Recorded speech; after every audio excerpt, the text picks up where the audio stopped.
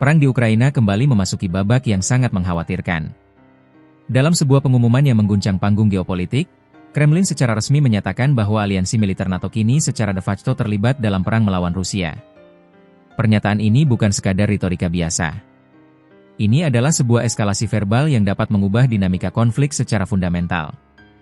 Apa maksud dari pernyataan ini? Dan apa dampaknya jika kedua kekuatan ini benar-benar dipandang sebagai pihak yang bertikai? Mari kita bahas. Juru bicara Kremlin, Dmitry Peskov, membuat pernyataan yang sangat lugas pada Senin lalu. Ia mengatakan bahwa NATO saat ini memberikan dukungan langsung dan tidak langsung kepada pemerintah Ukraina. Dapat dikatakan dengan kepastian mutlak bahwa NATO berperang melawan Rusia, ujarnya. Pernyataan ini menandai sebuah pergeseran signifikan dalam retorika Moskow. Jika sebelumnya mereka menuduh NATO hanya membantu Ukraina, kini mereka menganggap bantuan tersebut sebagai partisipasi langsung dalam perang. Ini adalah upaya untuk menggambarkan konflik bukan hanya sebagai perang melawan Ukraina, tetapi sebagai perang melawan seluruh aliansi Barat. Sejak invasi besar-besaran pada Februari 2022, NATO berada dalam posisi yang sulit. Aliansi ini secara tegas mengutuk agresi Rusia tetapi berupaya keras untuk menghindari keterlibatan militer langsung, yang dapat memicu perang skala penuh dan potensi konflik nuklir. Namun, NATO dan negara-negara anggotanya tidak tinggal diam.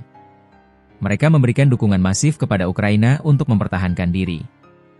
Bantuan ini mencakup bantuan finansial dan kemanusiaan dalam jumlah besar, bantuan militer, termasuk sistem pertahanan udara canggih, artileri, tank, amunisi, dan pelatihan pasukan. Kremlin kini menganggap semua bantuan ini sebagai bukti keterlibatan langsung.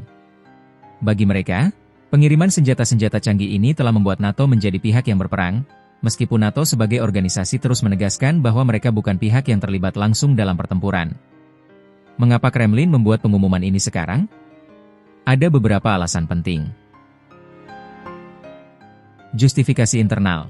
Dengan menyatakan bahwa mereka berperang melawan NATO, Rusia dapat membenarkan tingginya korban dan kesulitan ekonomi di dalam negeri.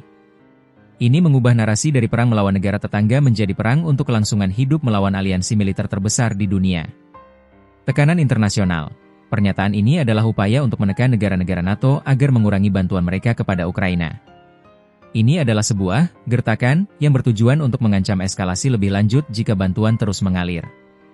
Legitimasi perang. Sejak awal, salah satu alasan invasi Rusia adalah penentangan terhadap ekspansi NATO ke arah timur.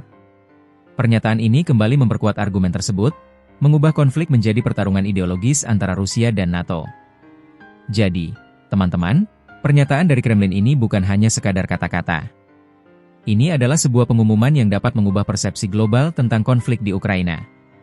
Perang yang tadinya dipandang sebagai perang regional, kini secara verbal ditingkatkan menjadi konfrontasi langsung antara dua kekuatan nuklir terbesar di dunia. Bagaimana menurut kalian? Apakah pernyataan ini akan mengubah sikap NATO?